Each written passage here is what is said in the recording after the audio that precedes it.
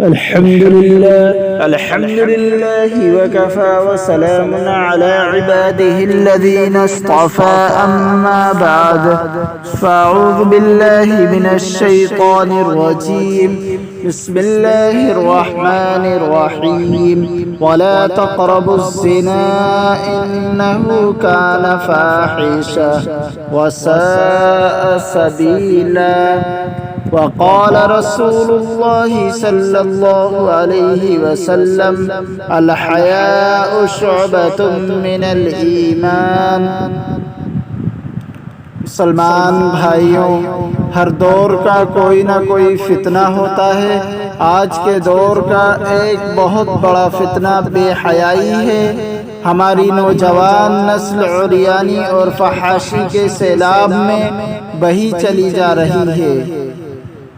T V, dish, cable, وی C D اور internet جیسے شیطانی ذرائع ایسے پیدا ہو گئے ہیں جن کو دیکھتے ہوئے ہمارے نوجوان فیشن پرستی اور مغربی عریانیت کے دلدادہ بن چکے اور چاہتے ہیں کہ ہمارے اوپر پابندی کوئی نہ ہو۔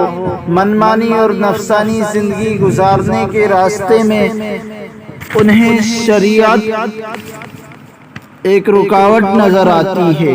ادھر کفار کی طرف سے مسلسل یہ پروپیگنڈا کیا جا رہا ہے کہ دین اسلام پرانے وقتوں کے لیے دین تھا، آج کے جدید تقاضوں کو پورا کرنے کے لیے یہ کافی نہیں ہے۔ آج ہمارے نوجوانوں کے لیے اپنی نگاہوں کی حفاظت کرنا اور پاکیزگی والی زندگی گزارنا سب مجاہدوں سے بڑا مجاہدہ بن گیا ہے۔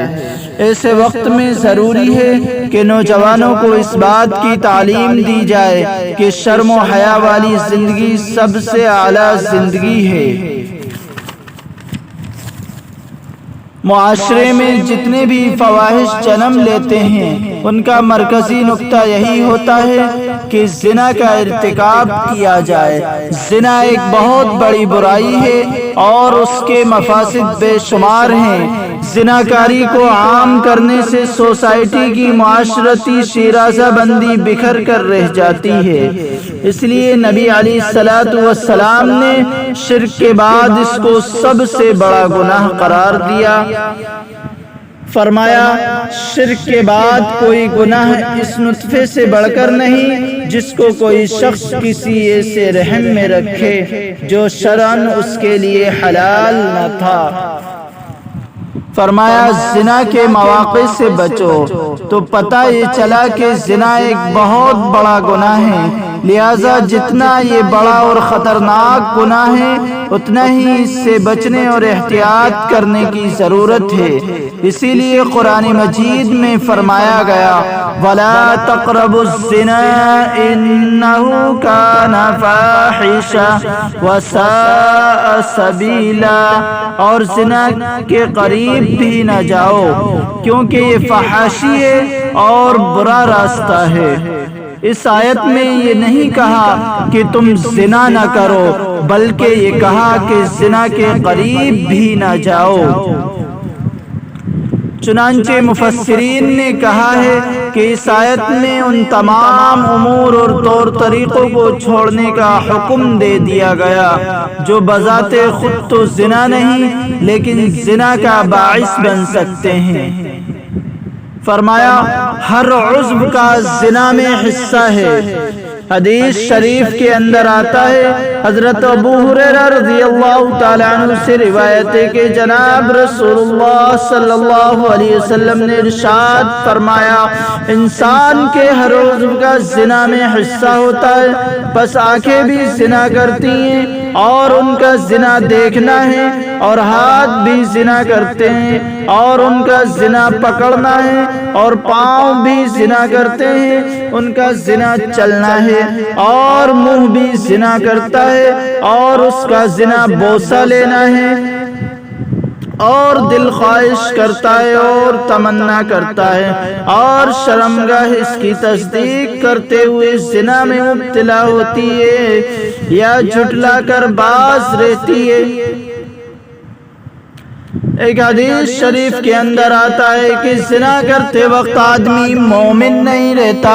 حضرت ابو ہریرہ رضی اللہ تعالی عنہ سے روایت جناب رسول اکرم صلی اللہ علیہ وسلم نے ارشاد فرمایا، چوری کرنے والا جب چوری کرتا ہے اس وقت وہ مومن نہیں رہتا، اور جب کوئی زانی زنا کر رہا ہوتا ہے تو وہ بھی اس وقت مومن نہیں ہوتا۔ پھر جب زنا سے فارغ ہوتا ہے تو اس کا ایمان بھی اس کے پاس واپس لوٹ آتا ہے۔ ایک حدیث شریف کے اندر آتا ہے دوزخ میں زانیوں کی بدحالی۔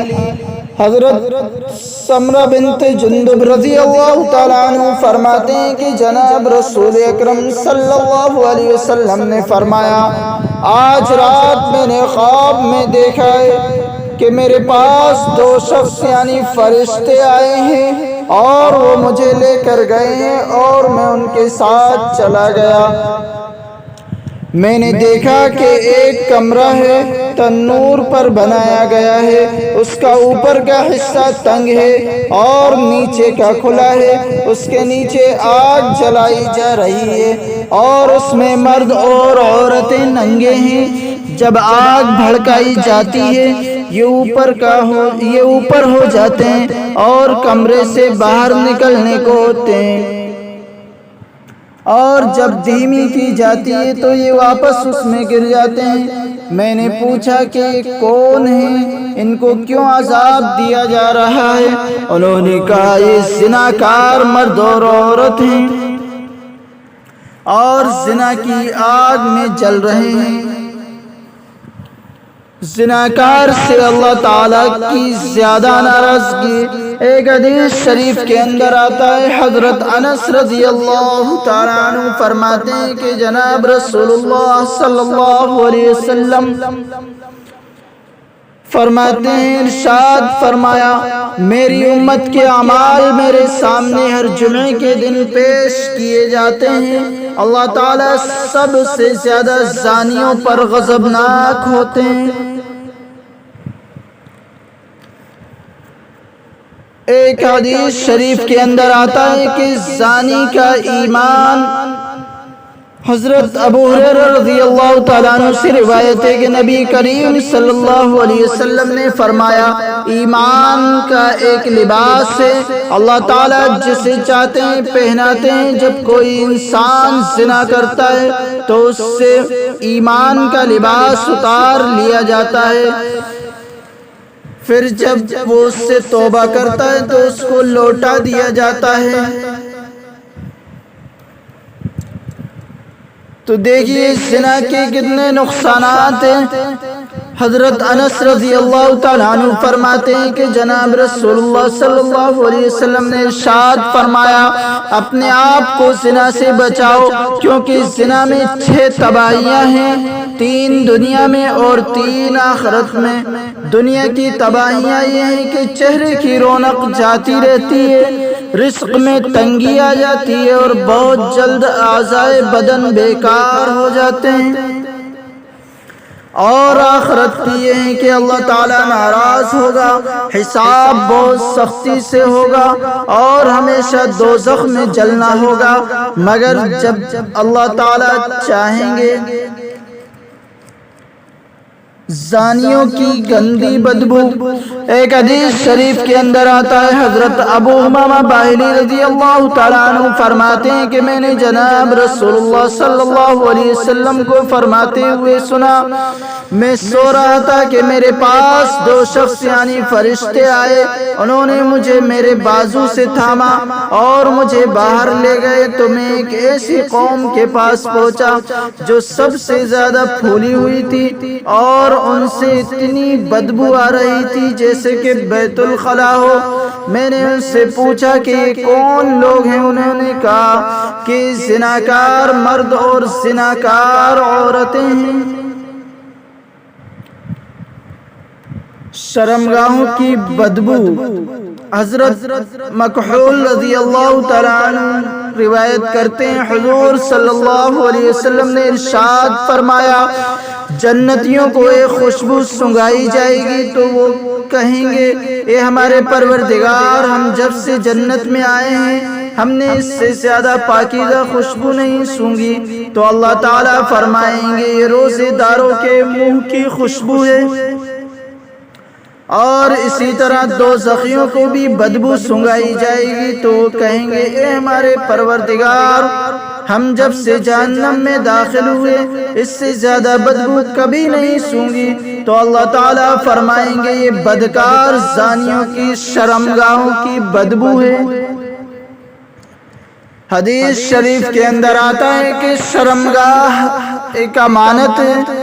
حضرت عبداللہ ابن عمر رضی اللہ تعالیٰ عنہ فرماتے ہیں کہ اللہ تعالیٰ نے سب سے پہلے انسان کی شرمگاہ بنائی اور فرمایا یہ تیرے پاس امانت ہے، اس کو اس کے حق کے علاوہ کہیں استعمال نہ کرنا۔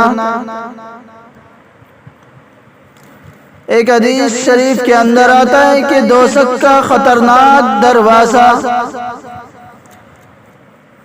دوزخ کے 7 دروازے سب سے زیادہ غمناک، اندوہناک، گرم، زیادہ بدبودار زانیوں کا دروازہ ہوگا جنہوں نے جان بوجھ کر اس کا ارتکاب کیا ہوگا۔